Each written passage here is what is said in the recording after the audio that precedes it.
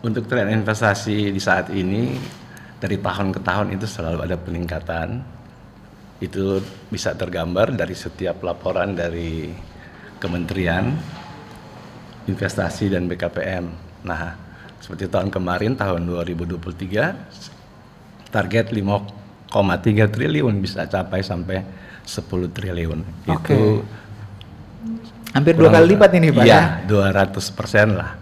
Itu Kak.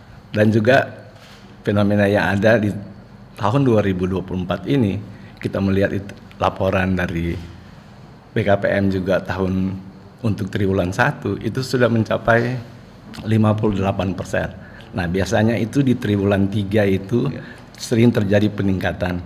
Nah, itu biasanya di belanja pemerintah, Pak.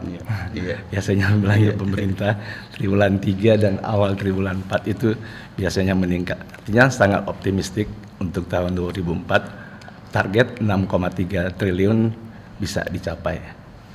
Oke, bisa ya Pak ya.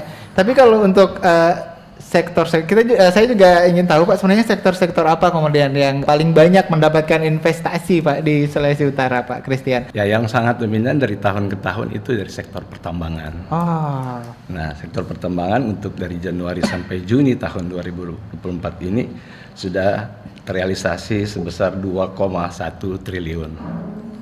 Dan selanjutnya yang kedua itu jasa lainnya sesuai struktur ekonomi. Kemudian perdagangan dan reparasi, yaitu biasanya kemarin sudah disampaikan oleh Pak Aidil Atta, itu Kota Manado luar biasa itu. Oke. Dan kemudian listrik dan gas.